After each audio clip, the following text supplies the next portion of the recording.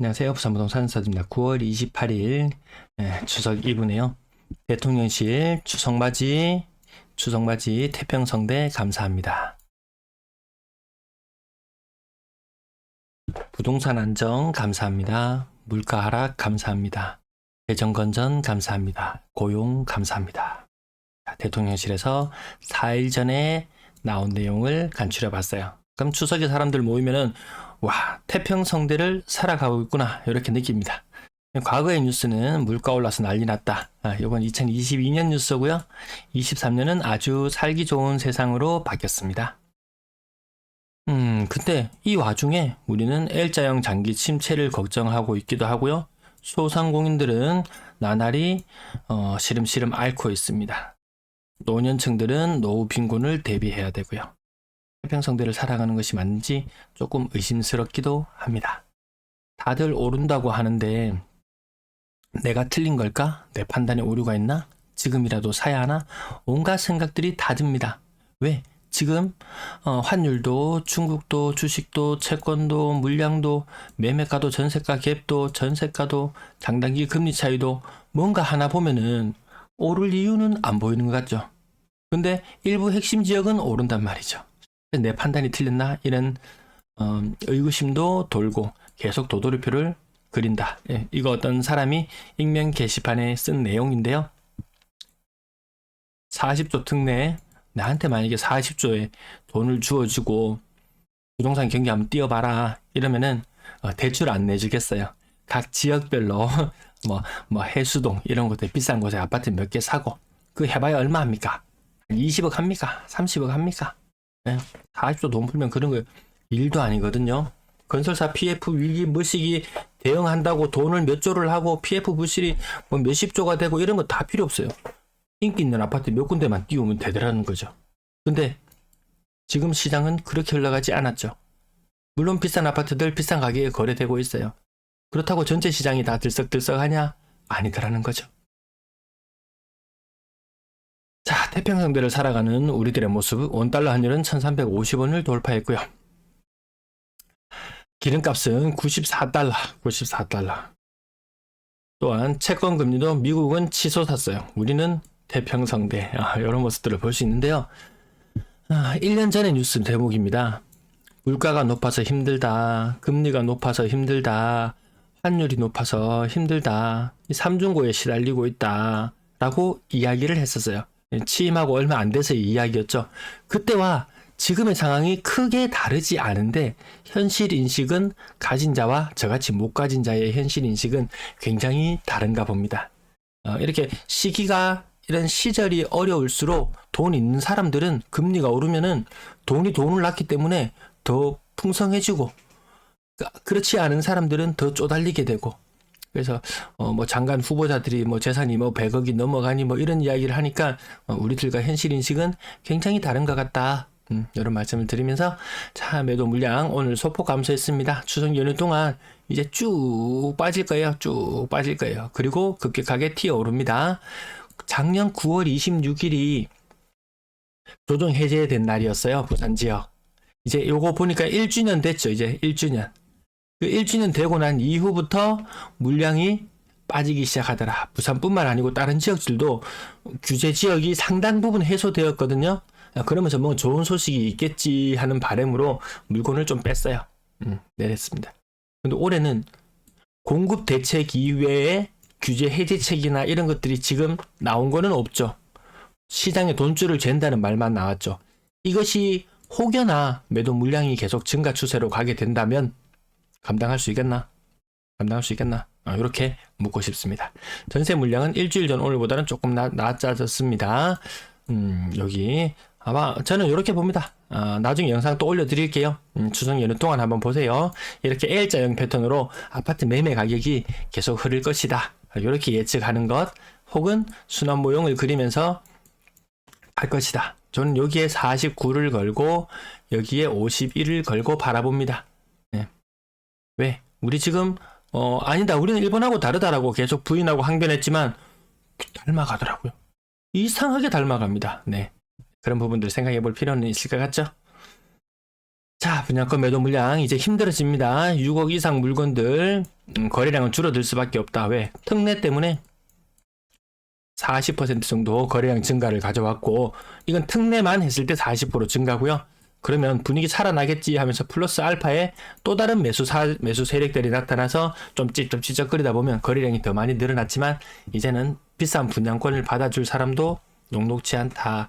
6억짜리 받으려면 자기 자본 2억 있고 플러스 4억 정도 대출을 받는다고 생각해 보면은 이거 답 안 나오죠. 소득 안 나오는 이런 계층이라든지 어려운 사람들도 좀 있습니다. 그나마 대구보다는 부산이 상황이 낫습니다. 물량이 많지 않기 때문에 매수 심리는 크게 호전되지 않은 상태. 이미 나올 만큼 다 나와줬으면은 이만큼 불기둥을 한번 뽑을 법도 한데 없더라는 거죠. 뭐 생활형 숙박시설이다, 오피스텔이다, 뭐 여러 가지 위기들이 함께 찾아오고 있죠. 근데 정부에서는 위기는 없다고 말하죠. 현실 인식이 굉장히 많이 그냥 다르다. 이 정도로만 생각합니다. 미분양 물량 다시 한번 짚어봤고요. 거래량 136건 와이래 만노 싶었는데요. 한 40개 정도가 LH의 물량으로 추정됩니다. 왜? 포세이돈 A, 요 소형 평형들 있죠. 요거 뭐 오피스가 되었건 오피스형 아파트가 되었건 요런 것들을 매입하는 사례들이 종종 있었거든요. 요게 오늘 40건 신고되었어요. 8월달 거래로 40건이 신고가 되었는데요. 와이카노 이런 건 직거래로 해줘야지. 이거 중개 수수료 내면서 이거 사는 거 이거 옳지 않다. 저는 그렇게 생각하거든요. 이거 와이카노 이런 생각도 잠깐 들었습니다. 뭐 내 돈 아니니까. 아무튼 정확하진 않습니다. 이렇게 나오면은 보통 LH에서 매입했을 때 그런 상황이 나왔습니다. LH 40개 지원 사격에 힘입어서 8월의 거래량은 2351건. 올해 최고 거래량에는 미치지 못했어요. 하지만 또 다음 달 거래량은 더 많이 나올 거거든요. 하지만 그 이유를 장담할 수 없다. 우리는 20년 11,000건에 달하던 거래량이 5,000건으로 절반으로 뚝 주저앉고, 그리고 그 이후에 22년이 되면서 2,700건으로 또다시 반토막.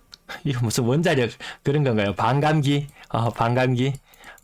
반감기가 한 달이면 충분하더라. 다음 달 2,500건의 거래량이 나왔다가 그 다음 달에 아주 거래량이 적었을 때 1,000건 수준의 거래량이 나오는 것도 가능하더라. 근데 그렇게 많이 한꺼번에 확 꺾이지는 않을 거예요. 하지만 그 반감기는 아니지만 어쨌든 줄어드는 부분까지 염두에 둬야 되겠다. 이렇게 말씀을 드리면서 LH 8월 달에 LH에서 40건으로 샀는 걸로 추정한다. 이렇게 표시를 해 놓습니다. 지난달에는 27건의 지원 사격이 있었고요. 자, 요번 달 거래량이요. 요때랑 굉장히 7월 달이랑 거래량이 굉장히 좀 비슷한 국면을 보이거든요. 그때보다 한 200건 정도 거래량이 많으니까 정말 2,400건. 9월의 거래량은 2,400건. 하지만 10월은 그렇지 아니할 것이다. 이렇게 예측하면서 바라봅니다. 자, 가진 자들의 현실 인식은 다를 수밖에 없다. 그래, 한 100억 자산 가졌으면은 이런 거 사도 되지. 근데 한 5억 가지고 있으면서 30억 대출 받아가지고 이런 거 살 수 있나요? 이거 안 되죠. 이런 거 안 되죠. 진짜 비싼 거 많구나.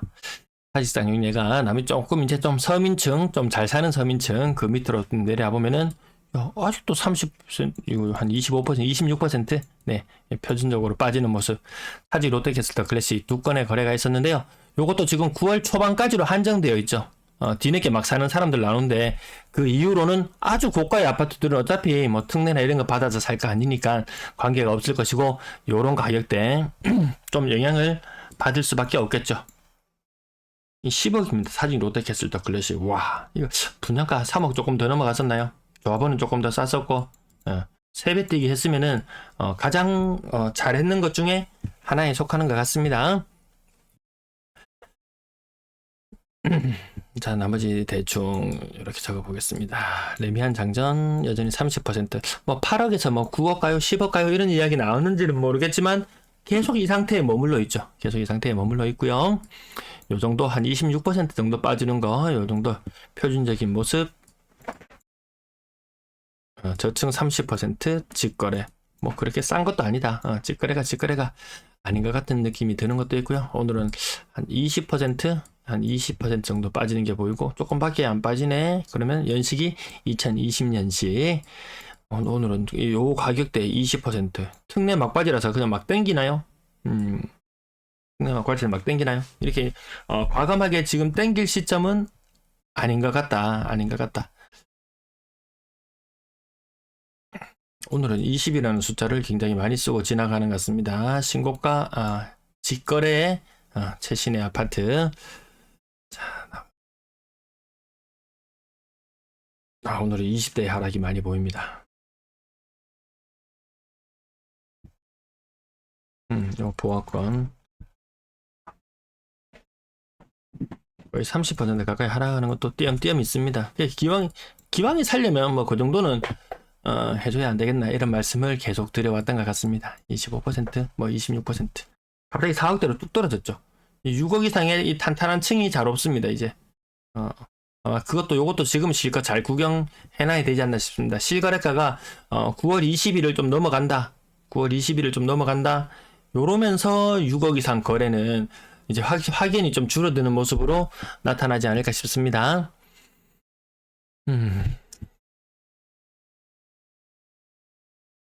생각보다 국평 아니고 좀 애매한 평형들 거래가 좀 많이 자리를 차지하더라고요.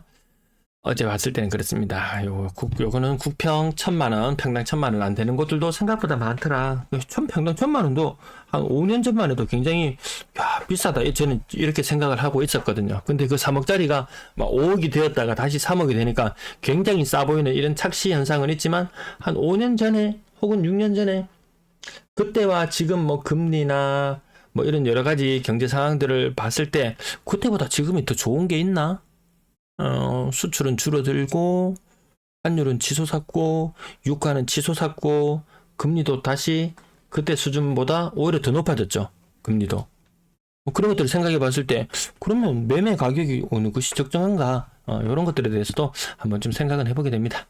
건당 거래대금 비싼 아파트들 요 조금 내려가겠죠. 층위가 조금 낮아질 것으로 그렇게 바라보고요. 자, 이렇게 평온하다는 곳에서 지금 거래 60% 정도 되었는데요. 어쨌든 9월의 거래량은 2,400건 정도 될 거다. 제가 뭐 요 근래 들어서 뭐 2,400건, 2,500건 계속 왔다 갔다 그렇게 말씀을 드립니다. 어쨌든 그렇게 두 배씩 폭증하는 이런 현상은 없더라. 거래량이 폭증했을 때 가격이 폭등하는 현상이 있었지, 그렇지 않은다면은 그런 현상들을 보기가 힘들더라. 3억 이상, 오늘 거래 120여 건 거래 중에서 3억 이상 거래가 한 60건 되고요. 3억 이하가 한 60건 돼요. 한 2명 중에 1명은 3억 이하의 아파트. 그렇습니다. 뭐 아주 뭐 맨날 9억, 10억 맨날 뭐 인터넷 커뮤니티에 쓰는 이야기만 들어가지고 뭐 집값이 천정부지로 다 비싼 것 같고 모든 사람들이 다 비싼 집에 살 것 같지만 그렇지는 않다라는 거죠. 고가의 아파트들도 뻥튀기 없었습니다. 뻥튀기 되는 현상이 없었습니다. 21년도 접어들어서 일부 고가 아파트들 막 거래되고, 이 끝물에 왜 이렇게 했는지 모르겠어요. 거래량이 폭삭 주저앉았는 이 와중에 또 끊임없이 뒤늦게까지 상승을 했어요. 부산 지금 반등이 주간 실거래 지수상으로 반등이 조금 느리게 느껴지는 것은 다른 지역들이 떨어지고 있을 때 부산은 뒤늦게까지 힘을 좀 쓰고 있었거든요. 아마 조만간에 실거래 지수 플러스 나타나고 또 환호하는 사람들 있을 거예요.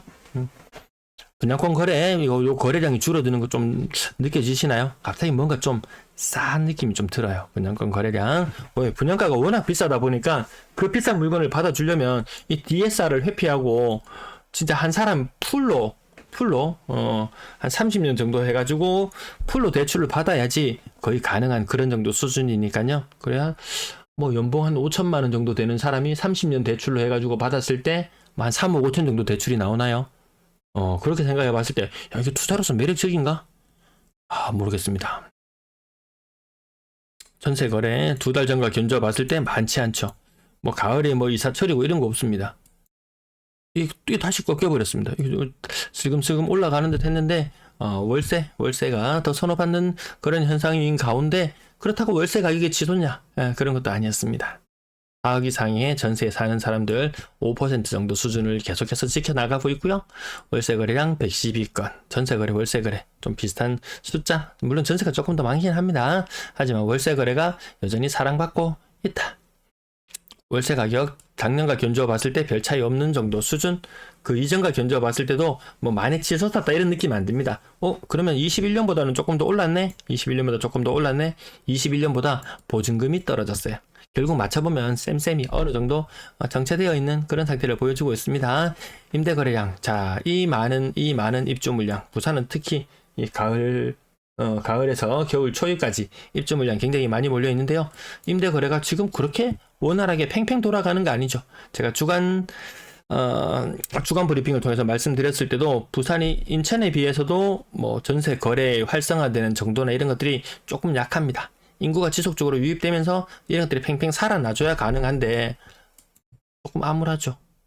뭐 어쩔 수 없는 것 같습니다. 이 영남 지방은